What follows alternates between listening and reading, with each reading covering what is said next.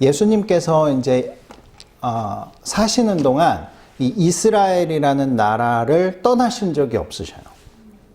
우리는 살면서 외국도 나가보고 뭐 굉장히 긴 거리를 여행도 하고 하지만 이 이스라엘이라는 나라, 북에서부터 남까지 다 합쳐도 뭐 우리나라 정도 생각하면 됩니다.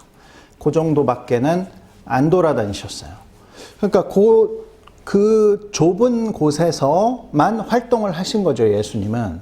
그러면은 이방인들, 그 이스라엘 나라 밖에 사는 이방인들에게 예수님은 관심이 없으셨나? 그렇지 않습니다. 예수님은 딱 3년 동안 사역하셨어요. 공생의 사역을 3년 하셨습니다. 3년밖에 없었기 때문에 이 이스라엘 나라 안에 유대인들을 복음화하는데 집중하신 거예요. 그럼 이방인들은 어떻게 해요? 이방인들은 예수님을 만날 기회도 없고 예수님의 은혜를 받을 기회가 없는데, 그래서 예수님은 제자들을 훈련시킨 겁니다. 3년 동안 이스라엘 안에 돌아다니면서 병자도 고쳐주고 말씀도 전하고 하면서 그거를 다 옆에서 지켜보도록 제자들을 훈련시키신 거죠. 근데 이제 그러면 예수님이 십자가에 돌아가시고 부활하시고 승천하신 이후에 제자들이 할 일은 이제 이 복음을 가지고 이방인들에게 가서 복음을 전해야 하는 겁니다. 근데 한 번도 안 가봤으면 힘들 거 아니에요. 그래서 예수님이 현장 실습을 몇 번 하셨어요. 예수님은 이스라엘 나라를 또 벗어나지 않으셨지만 이 현장 실습을 나가실 때 한두 번쯤 이방인 지역에 예수님이 가십니다. 대표적인 게 전에도 전했던 거라사 광인이 사는 곳이었어요. 그곳이 이제 실습 현장이었습니다. 제자들에게는 이방인들에게 복음 전해지는 것을 실제로 볼 수 있고 그들이 은혜 받는 걸 볼 수 있는 현장이었어요. 그리고 오늘 말씀이 예수님이 현장 실습하신 바로 그 장소입니다. 수련회를 가신 거죠. 수련회. 1박 2일로 가신 겁니다. 우리 수련회 가면 뒤에 플랜카드 딱 걸어놓죠. 뭐라고 걸어놓습니까? 이번 수련회 주제는 이거다. 딱 걸어놓습니다. 수련의 주제는 큰 믿음입니다. 큰 믿음. 그럼 수련회를 이제 예수님이 실습으로 가셨으면 큰 믿음에 대해서 배우고 와야 하는 거잖아요. 자, 오늘 그래서 큰 믿음이 무엇인지를 예수님은 우리에게 알려주시기 위해서 현장으로 가셨습니다. 어느 곳으로 가셨냐? 두로와 시돈 땅으로 가셨어요. 그 지역에 가보니 이제 어떤 여인이 있었냐면 가나안 여인이 있었습니다. 가나안 여인인데 마가복음에 보면 이렇게 돼 있어요. 수로보니게 족속 헬라인이었다. 헬라인은 그리스 사람인 거죠. 완전히 이방인입니다. 또 어떤 이스라엘 백성하고는 피가 전혀 섞이지 않은 수로보니게 족속이었대요. 완전히 이방인이라는 뜻이에요.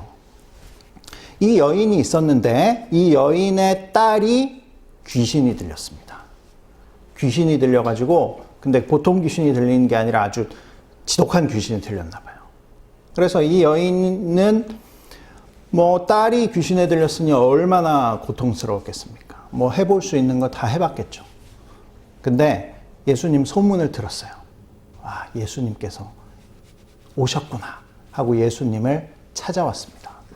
근데 이 여인이 바로 결론부터 얘기하자면 큰 믿음을 가졌던 여인인 거예요. 그래서 이 여인의 행동과 이 여인의 고백을 제자들이 보게 함으로 인해서 너희들에게 진짜 이 큰 믿음이 무엇인가? 믿음이 없이는 하나님을 기쁘시게 못하는데 큰 믿음이 무엇인가? 그리고 큰 믿음을 통해서 나중에 이 이방 지역에서 사역을 해야 되기 때문에 훈련을 시키는 겁니다. 그래서 오늘 말씀은 큰 믿음이 뭔지를 배우는 것이 제일로 중요해요. 자, 큰 믿음이 무엇일까? 이제 시작합니다. 이 여인이 예수님께 나와왔어요. 그래서 이렇게 얘기합니다. 주 다윗의 자손이여, 나를 불쌍히 여기소서. 내 딸이 흉악하게 귀신 들렸나이다. 이렇게 고백합니다. 이 여인의 고백이 정말 깜짝 놀랄 만큼 대단합니다. 예수님한테 주님이라고 합니다. 그리고 다윗의 자손이라고 이야기해요. 다윗의 자손이라고 이야기하는 건 그냥 아무 얘기나 하는 게 아니고 구약 시대부터 다윗의 자손으로 우리를 구원할 구원자가 온다고 예언되어 있기 때문이에요. 구약 시대부터 선지자들이 다윗의 자손으로 구원자가 옵니다. 그분이 오면 그분을 붙잡아야 됩니다. 그분을 믿어야 됩니다. 그분을 통해서 구원을 이룰 수 있습니다. 수없이 얘기를 했어요. 이 여인은 그걸 알고 있는 거예요. 그래서 예수님이 구원자이시구나. 예수님이 나의 주인이시구나. 구원자이시구나. 그거를 알고 고백을 하고 있는 겁니다.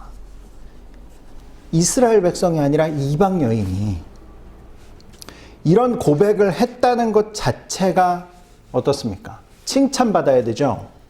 당장이라도 선물을 주고 싶은 그런 상태예요. 큰 믿음입니다. 그런데 상황이 안 되는데 이런 큰 믿음을 가지고 있는 거예요.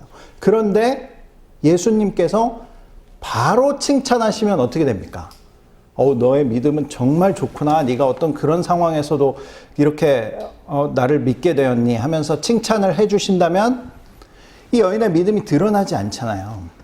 그러니까 예수님은 정말 마음속으로 제가 기도하면서 예수님 얼마나 이렇게 기뻐하시고 이 여인을 빨리 고쳐주시고 빨리 응답해주고 싶으셨을까? 막 그 기분이 막 들더라고요. 그런데 예수님은 거절을 합니다. 계속되는 이 거절을 해요. 거절을 통해서 이 여인의 믿음이 많은 사람들에게 드러나게 해주시는 거죠. 자, 첫 번째 거절을 합니다. 이렇게 아름다운 고백을 했어요. 주님, 다윗의 자손, 그 그리스도님, 나의 기도를 들어주세요. 나의 소원을 들어주세요. 했습니다. 예수님이 첫 번째 거절은 침묵하셨습니다. 아무 말도 안 하시는 거예요. 이 여인은 올바른 신앙을 가졌고 예수님이 해결해 주실 거 확신하고 갔죠. 그런데 아무 대답이 없는 겁니다. 침묵하시는 거예요. 실망했을 수도 있을 것 같습니다. 정말 왜 아무 말을 안 하실까? 예수님은 기대했겠죠. 혹시 한 번 부탁하고 포기하진 않겠지. 우리 한 번 기도하고 포기하진 않겠지. 이렇게 기대하고 있었을 거예요. 이 여인은 예수님 기대대로 포기 안 합니다. 포기 안 하고 계속 소리를 지르는 거예요. 그러니까 제자들이 와서 예수님한테 저 여자 너무 시끄러우니까 오지 말라고 좀 보내세요. 부탁합니다. 그랬더니 예수님이 두 번째 거절을 하십니다. 두 번째 거절을 어떻게 하시나? 나는 이스라엘의 잃어버린 양 이외에는 보내심을 받지 않았다. 이렇게 이야기합니다. 무슨 뜻입니까? 여기는 이스라엘 땅도 아니고 너는 이스라엘 백성도 아니야. 그러니까 내가 고쳐줄 필요가 없다.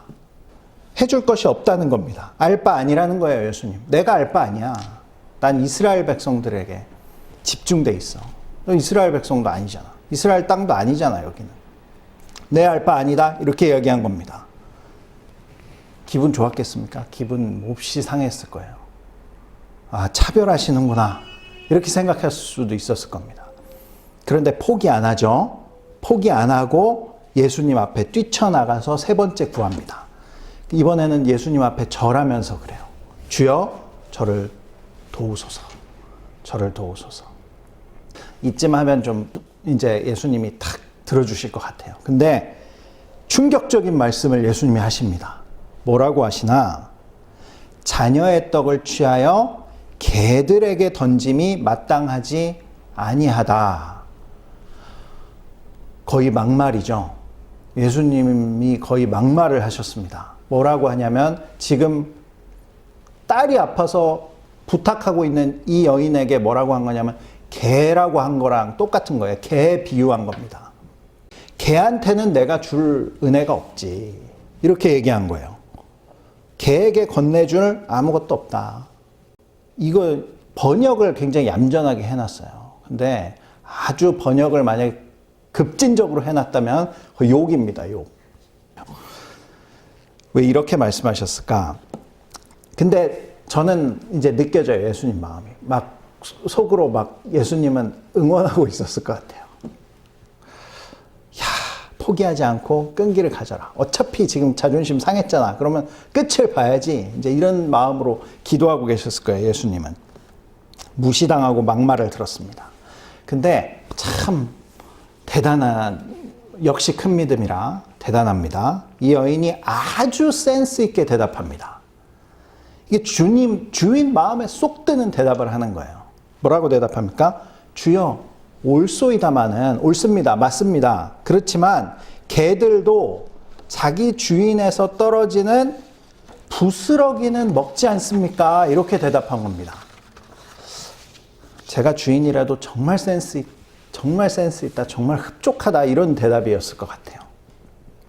이 여인이 먼저 뭡니까? 나 개 맞습니다. 인정한 거예요. 주님이 개라면 난 개지 뭐. 개 맞습니다.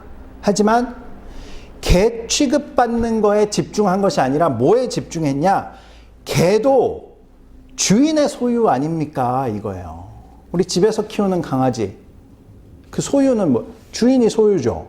주인이. 개라고 하더라도 내가 개 취급당하는 것이 중요한 게 아니라 그 개도 주인 거 아니에요. 개의 주인은 주님 아니십니까? 이 얘기하는 겁니다. 믿음이 이거죠. 큰 믿음이. 주인의 의도를 아는 것입니다. 종들도 주인의 소유죠. 하지만 주인이 키우는 개도 주인의 소유입니다. 종들처럼 큰 은혜는 못 받을 수 있어요. 종들처럼 엄청난 걸 받아 누릴 수는 없을 수도 있습니다. 그렇지만 부스러기 은혜는 받을 자격이 있는 거죠. 나는 개이지만 주님이 주인이시잖아요. 나를 먹여주세요. 나를 길러주세요. 나를 도와주세요. 내 인생을 주님께서 책임져 주십시오. 이야기할 수 있는 겁니다. 저는 이 여인의 대답이 요즘 저의 기도입니다. 지금 교회도 없고 목회도 못하고 종로를 못하고 있죠. 어떻게 보면 먹고 자고 싸고 놀고 하는 게 제 일입니다. 그러다 가끔 주인이 동네 한 바퀴 돌고 와라 그러면 제주도 한번 갔다 오는 거죠.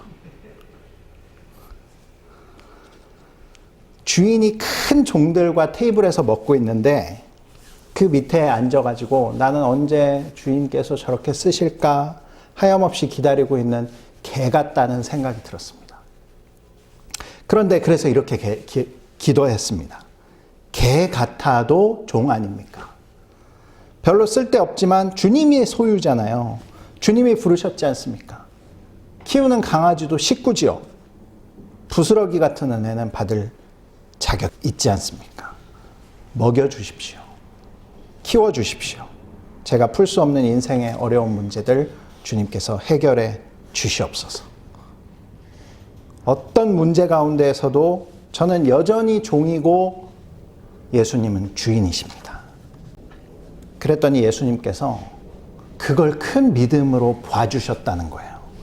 네가 이런 고백을 하는 것을 보니 내 믿음이 크다라고 이야기하시고 내 소원대로 됐다라고 이야기하십니다. 딸이 고침을 받은 것입니다. 성경에 믿음 인정받은 사람 거의 없습니다. 제자들 항상 예수님이 책망하셨어요. 왜 이렇게 믿음이 작느냐? 믿음을 어디다 두고 왔느냐? 맨날 책망받죠, 제자들. 그런데 오히려 믿음이 크다고 인정받은 사람은 이 여인하고 성경의 백부장, 이방인이었던 백부장 뿐이었습니다. 백부장의 고백이 이 여인 고백하고 똑같더라고요. 백부장이 뭐라 그랬습니까? 자기의 사랑하는 종이 병들었을 때 예수님을 모셔옵니다. 근데 예수님이 오시는 중에 생각해 보니까 생각이 바뀐 거예요. 예수님이 오시는 중에 자기의 예수님에 대한 생각이 완전히 바뀌었습니다. 어떻게 바뀌었습니까? 자기 종을 보내요. 그래서 이렇게 얘기합니다. 주님, 내 집에 오시는 것을 감당하지 못하겠습니다. 저도 종이 있습니다. 그런데 제 종한테 이렇게 해 라고 제가 말만 하면 제 종이 그 일을 실현시킵니다. 내가 일하는 게 아니죠. 주인은 말만 하는 거예요. 맞구나. 예수님이 치료자로 오시는 게 아니라 주인으로 오시는구나 깨달았습니다. 주인이 누구고 내가 누군지 정체성이 확실해진 거예요. 주종관계가 분명해진 겁니다. 그랬더니 예수님이 뭐라고 하십니까? 이만한 믿음을 이스라엘 전체에서 보지 못했다. 큰 믿음이라고 칭찬해 주시죠. 결국 큰 믿음은 예수님께서 나의 주인이시고 또 나는 예수님의 종, 좀 더 강하게 말하면 예수님의 노예라는 확실한 인식과 또 흔들리지 않는 확신이 있는 것을 말합니다. 주인이 침묵을 하던 무시를 하던 막말을 하던 여전히 주인은 주인이고 나는 종인 거죠. 오늘 성경을 제가 쭉 찾아봤습니다. 찾아봤더니 주님께서 쓰신 종들의 첫 고백이 전부 다 이것이었더라고요. 야고보서 1장 1절에 야고보가 말합니다. 하나님과 주 예수 그리스도의 종 야고보. 계시록 1장 1절에 요한이 말합니다. 그 종 요한에게 보내어 알게 하신 것. 빌립보서 1장 1절에 바울이 말하죠. 그리스도 예수의 종 바울과 디모데. 로마서에서 예수 그리스도의 종 바울. 심지어는 성경 딱 한 장 쓴 유다도 예수 그리스도의 종이요 야고보의 형제인 유다. 하나님의 쓰신 모든 사람들의 고백이 다 이 확실한 종의 인식이었습니다. 오늘 이 말씀 통해서 저도 아직 사도들과 같은 큰 종은 아니지만 예수님의 소유된 정말 충성스러운 개라도 된 것이 감사하며 또 그것을 뛰어넘어서 주님과 함께하는 종으로 살기를 다짐하는 이 시간이 되기를 주님의 이름으로 축복합니다. 기도하겠습니다.